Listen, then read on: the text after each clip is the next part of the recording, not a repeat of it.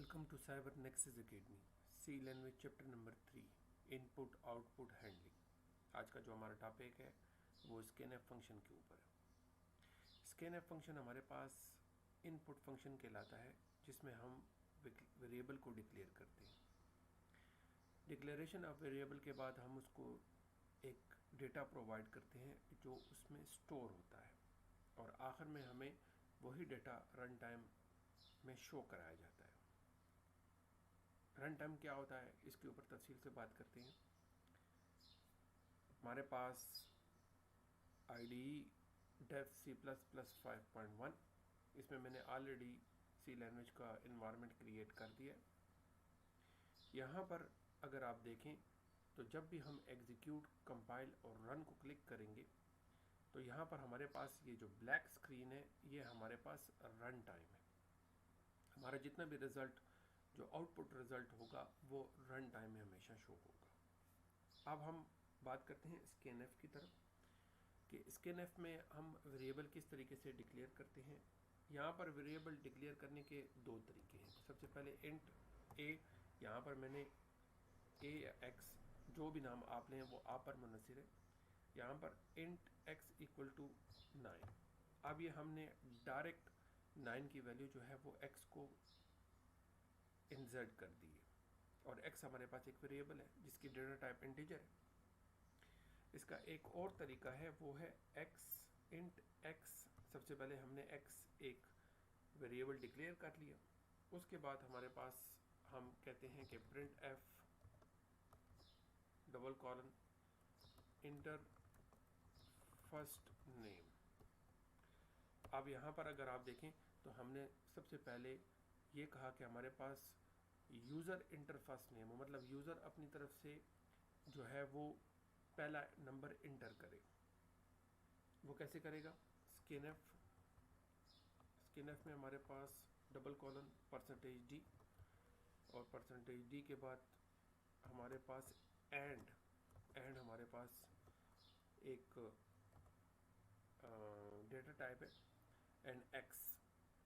अब यहाँ पर हमने आखिर में सेमीकोलन, यहाँ पर हमने ये शो करवाया कि स्कैनएफ के ज़रिए यूज़र खुद से एक डेटा इंटर करे, इंसर्ट करे।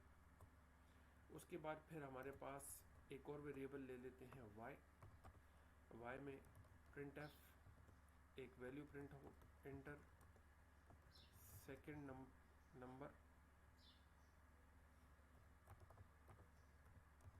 इंटर द सेकेंड नंबर और लास्ट में सेमीकोलन। इसमें भी स्कैनएफ और %d डबल कॉलन %d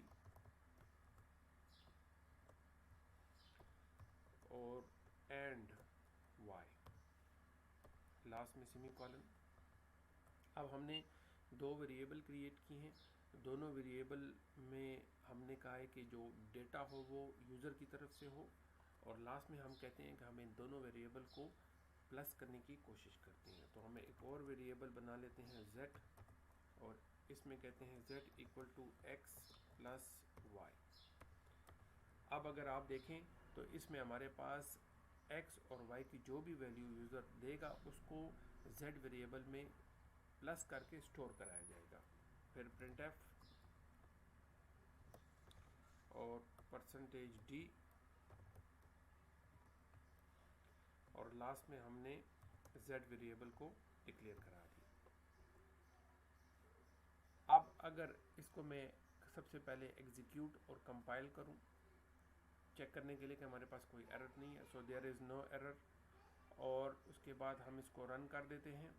अब ये हमसे पूछ रहा है कि फर्स्ट नंबर हम इसको दे देते हैं 8। अभी हमसे पूछेगा सेकंड नंबर हम इसको दे देते हैं 7। अब ये 8 और 7 वही नंबर हैं जो हमने x और y में दिए थे और हमारा जो हम जब इंटर करेंगे तो ये हमें दोनों को प्लस करके 15 आंसर दे देगा। अब ये 15 आंसर हमारे पास z वेरिएबल का आंसर है। लिहाजा हमने, अगर आप देखें तो इन तमाम रन स्क्रीन के पीछे, इन तमाम आउटपुट के पीछे ये तमाम इंस्ट्रक्शन काम कर रही हैं। तो स्कैनफ हमारे लिए एक एडिशनल चीज़ है जिसके ज़रिए हम जो है वो डेटा यूज़र से लेते हैं। तो आज के लेक्चर में हमने ये सीखा कि हमारे पास जो स्कैनफ वैल्यू है वो एक इनपुट फंक्शन है और उसके ज़रिए हम वेरिएबल डिक्लेयर कराते हैं, किस तरीके से हम वेरिएबल में हम डेटा को स्टोर कराते हैं, और आखिर में रन टाइम जो कि हमारी आउटपुट स्क्रीन होती है उसमें हम अपना डेटा शो करा देते हैं। Thank you.